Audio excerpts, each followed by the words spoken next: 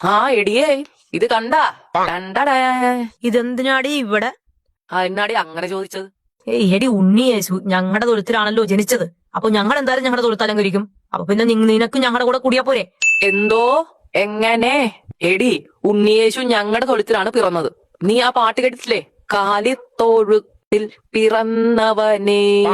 കേട്ടിട്ടില്ലേ? കാലി എന്ന് വെച്ചാൽ പശു. അപ്പൊ കാലിത്തൊഴുത്ത് വെച്ചാൽ പശുവിന്റെ തൊഴുത്ത്. അവള് പുതിയ കഥയായിട്ട് വന്നേക്കും. അവളുടെ തൊഴുത്താണ് പോലും. ഒന്ന് പോടി എന്ന്. ബദ്രഹേമിൽ എവിടെയാടി പശു?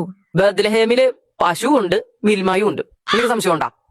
ഇടേ ഉണ്ണിയേശു ആട്ടിടയനായിരുന്നു, അല്ലാതെ പശുവിന്റെ ഇടയനല്ല. പിന്നെ എങ്ങനാടി നിങ്ങളുടെ തൊഴുത്തി വന്ന് ജനിക്കുന്നത്?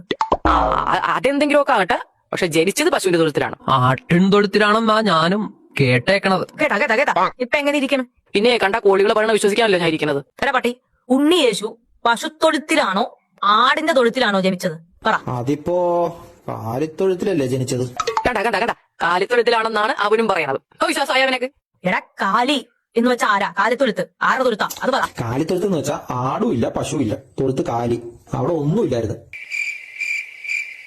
അതൊക്കെ പോട്ടെ, നമുക്ക് എല്ലാവർക്കും ഒരു ഹാപ്പി ക്രിസ്മസ് പറഞ്ഞൊരു വീഡിയോ ചെയ്താലോ? ആരാ ഇപ്പൊ വീഡിയോ പിടിക്കുക? കോഴി, ഞങ്ങൾ ഹാപ്പി ക്രിസ്മസ് പറയുന്ന ഒരു വീഡിയോ എടുത്തടാ. പിന്നെ ക്രിസ്മസ് ആയിട്ട് ഞാൻ താഴെ ഇറങ്ങി വരാനാ. എന്റെ പട്ടി വരും താഴെ. Happy Christmas.